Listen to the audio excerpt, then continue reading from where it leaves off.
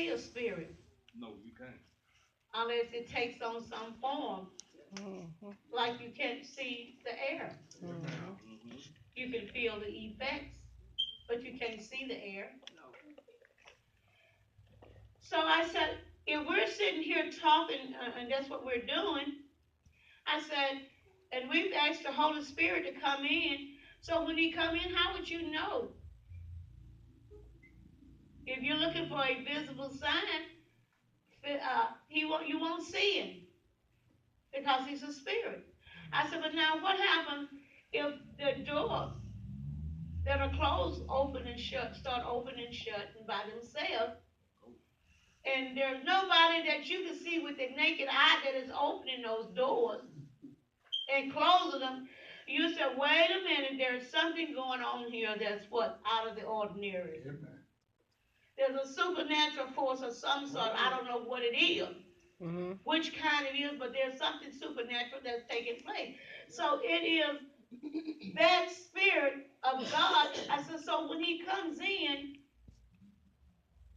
you won't actually see Him, but you can feel His effect. And that spirit, I begin telling, will move up into your vocal cords, and you have to allow Him to speak. He won't make Himself, but if you allow it, He will speak. And that's why He said you must worship Him in spirit and in truth. So, what is worship then? So we know now what a spirit is. It's the essence, it's the presence of God. That's what the spirit is, the component. So what is worship? What is worship?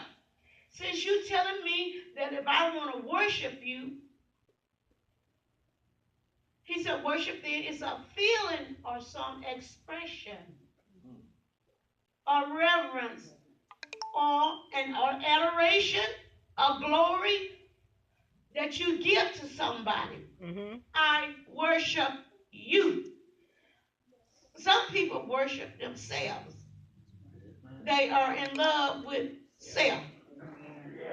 Some people worship what they possess. Mm-hmm.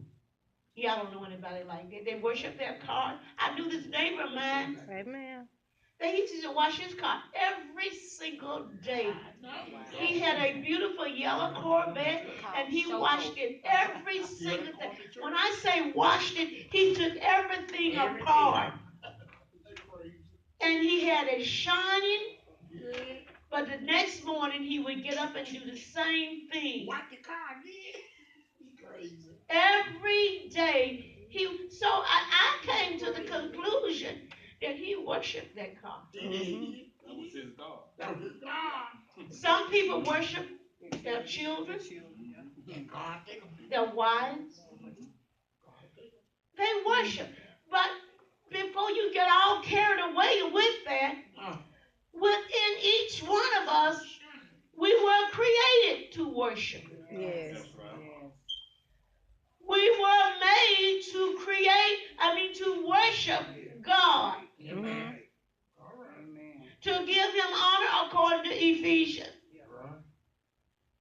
Before the foundation of the world, He purposed in His heart that He would have a people that will worship Him and give praise and adoration. So it's natural for you to want to worship something. In fact, you will not be happy unless you worship. You know the man who had all of the riches, he worshiped his wishes. And so he said, I don't know what to do. I've accumulated all these things. And so he said, I guess I have to tear down the barns. And I have to build greater barns to house my possession. Because what? His worship and adoration was in what he possessed. Glory. Hallelujah. Hallelujah. I've got to give glory and honor to something or somebody. And it's declaring in my action that Jesus is the only one, when I start worshiping Him, that deserves all of the praise and the adoration. When you sit down and you look at the creation, you look at everything that God's hands has made, you got to recognize that there's a supreme being. Yes, sir. Oh, yeah. And that he deserves the glory. Mm-hmm. He's the one that makes the sun to shine. Yes, sir. He makes the winter. He created the 4 seasons. That's right. Whether you like it or not, Yeah, man.